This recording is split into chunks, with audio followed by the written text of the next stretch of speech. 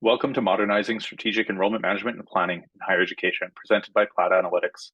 This presentation is a condensed form of our presentation at the Association for Institutional Research Forum that happened in Cleveland, Ohio on May 31st, 2023. I'm Andrew Drinkwater, co-founder and president at Plaid.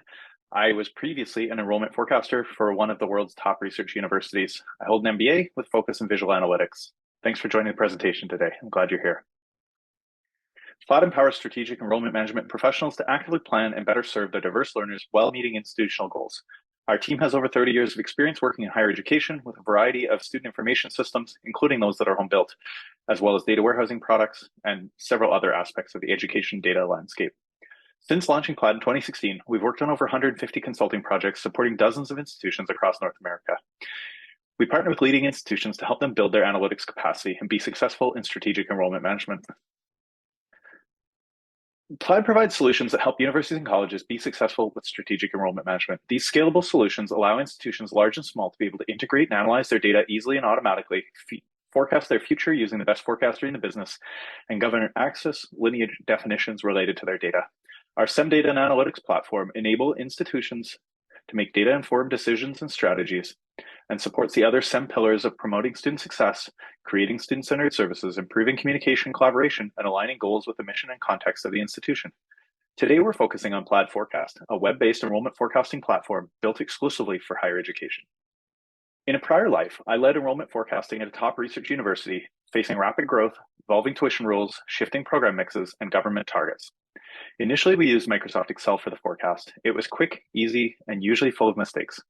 We later used R, Java, Oracle, and Tableau. This was better scaled, but it wasn't particularly easy to maintain, and it still had mistakes. Both worked pretty well for large programs, but they struggled with smaller new programs. As a consequence of this process, I unintentionally became the sole gatekeeper for the forecast, causing days or weeks of delay at my institution. I collaborated with an insightful AVP.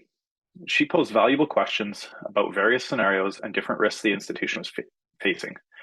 She patiently waited my updates, even during her ride to campus for meetings on the bus. Imagine if she could access real-time results and run scenarios on her phone while en route to the meeting. It would provide accurate answers instantly, and I could even enjoy a few extra minutes of sleep in the morning. In 2023, I'm really proud to say our team has invented a method to achieve just this. Let me show you how it works. When we talk about enrollment, there's several competing definitions for what it means. So just to clear this up in advance, we're not talking about individual student enrollment projections with a goal of interventions, such as encouraging particular students to complete their application or identifying students through an early alert system who may struggle and could use some additional support. What we are focusing on is planning. And for this, we talk about aggregate numbers of students, particularly as we get further into the future. Right now, we're focusing on headcount and FTE, shown here in the dark purple. How many students will attend in the future? Over time, we're planning to expand to include tuition modeling and potentially information about applicants and admits. We see these as supporting academic and enrollment planning, and that they can feed into budget and financial planning, which is shown on the far right in the gray.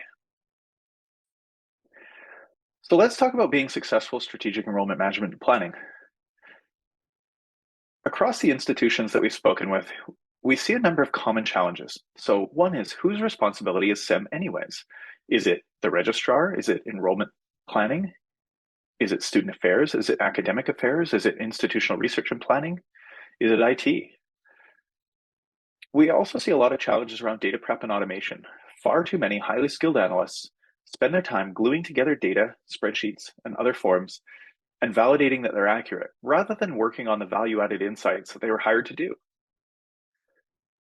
We see challenges around accuracy, particularly for small programs and new programs. It's hard to forecast with any level of accuracy how many students are likely to be enrolled in those programs. And we see similar challenges around scalability. When you think of an institution offering 100 academic programs and multiple bases of admission and multiple year levels within each program and maybe multiple campuses, and then we want to project out 5 years, we quickly get to thousands of different variables really quickly. Most tools weren't built with this in mind. We also see challenges around collaboration and version control. So when it comes to collaboration, most tools weren't built with it in mind. And so our collaboration becomes, let's forward this spreadsheet by email to our stakeholders. Inevitably, this tends to result in having versions that fall out of date. it's usually innocent enough. Somebody's fallen behind on their email, or maybe they took a vacation. And so they're working on something that's 2 or 3 weeks old, and they don't realize that there's something newer. Then we end up with multiple versions of the truth competing with each other, and we have to figure out how to reconcile these. We see similar challenges in the version control space. We've all seen spreadsheets that look something like final, amended for Senate.xlsx. This is not the ideal way to collaborate or to keep track of version history. With Plaid Forecast, we want you to be successful with SEM, and we've thought about a lot of these angles. When it comes to responsibility, this can now be shared, just like it is in terms of your actual organizational structure. Different stakeholders can be involved, like institutional research and planning, information technology, registrar, academic leadership, and many others. They can collaborate in real time. They're no longer dependent on one highly skilled staff member being a gatekeeper, intentionally or otherwise. And these resources can be better directed to helping the stakeholders understand the patterns in the data, informing what can be done. In terms of data prep and automation, part of why we can do this is because we have automated that. So your data ingests into the system automatically, the base data updates on a schedule of your choosing, and forecast scenarios are updated on a schedule or on demand when required. In terms of accuracy, we've solved for the small and new programs and have really good methods for this. We also deal well with large programs and everything in between. Our forecasts work for as many programs as you need, with as many scenarios considered as you desire. Our early testing shows an accuracy of plus or minus 5 full-time equivalent students 1 year out.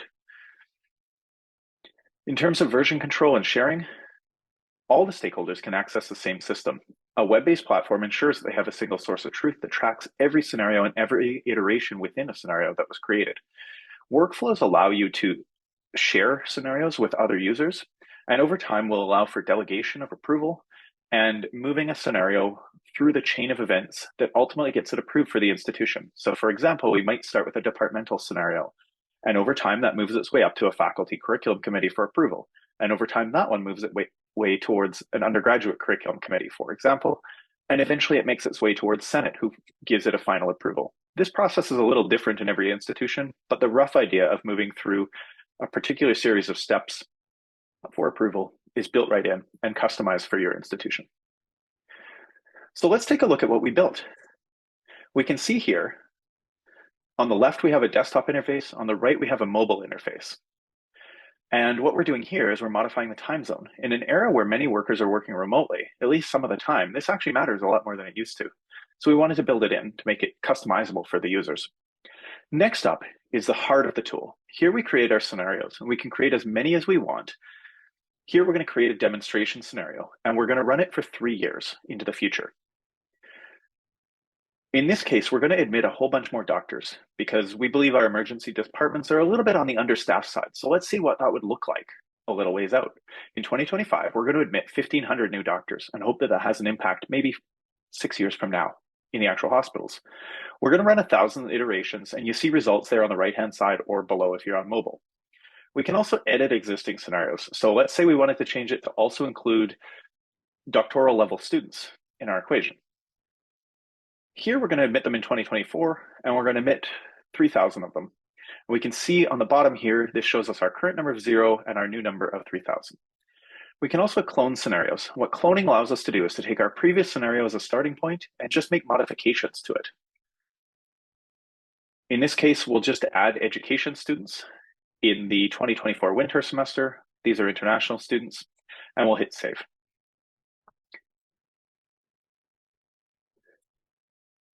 From here, we can get towards our results. The screen that you're looking at now shows the spike in enrollments that we can see around 2024 fall. These are our new doctors that we admitted. You can also see on the left-hand side that there are a number of scenarios that have been run, 10 in this case. So let's see what that looks like.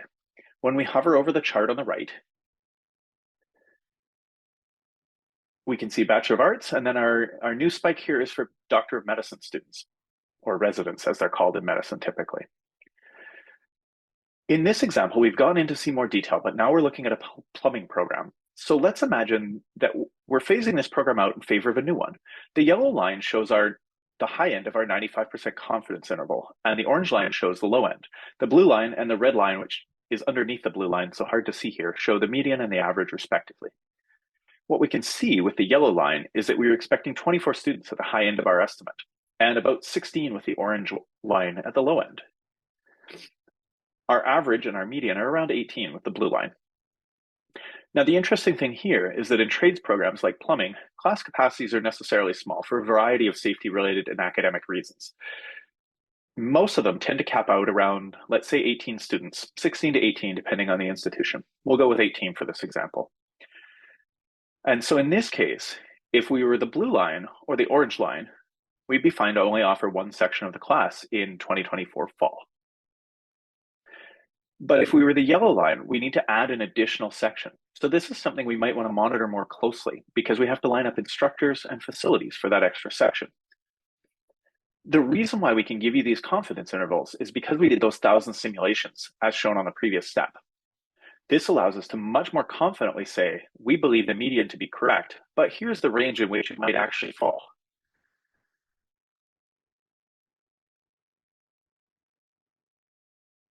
From here, we can consider customizations for our institution. We can customize what we call programs, or faculties, or divisions, or schools. Use the words that you use so that your users don't have to learn our language. The screen you're looking at now is for program definitions. What we see here is the ability to turn on and off the forecast for particular programs. So there might be some we don't want to forecast for a variety of reasons. We may also want to combine multiple program codes together for the purposes of forecasting. Just because it's a separate program in your SAS doesn't mean that that's the right call for longer range enrollment planning. When we get to time periods, we know each institution codes their semesters or terms a little bit differently. So here we're saying, what if your summer term is actually something like 2023-50 and your fall term is 2023-70 instead of the default? You can change that. Similarly, if you had continuing education terms that were separate, you could add those in. We're now looking at residencies. We see international domestic as a common use pattern. You might want to add indigenous to this in certain countries, or you might want to add in-state and out-of-state, or something similar depending on your jurisdiction. We allow for all this customization. There's more coming. And we'd love your feedback on what kinds of things would make this more like your institution. In closing, Plaid Forecast is a mobile-friendly enrollment forecasting platform that will save you time, increase your accuracy, and engage your stakeholders in the strategic enrollment management planning process.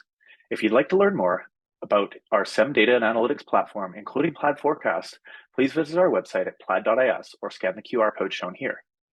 If you're interested in getting started with Plaid Forecast, take the next step. Let's get going on a demo. We'll begin with a strategic enrollment needs and readiness assessment, where we better identify what your needs are for a tool like this, what kind of approval processes you have in place currently, which kinds of stakeholders need to be involved and at what times of year. Scan the QR code or go to our website to begin this. With that, I will say thank you so much for attending our presentation. We're grateful for the opportunity to have joined AIR as a first-time sponsor this year. Thank you for attending. Questions are welcome. Hope you have a great day.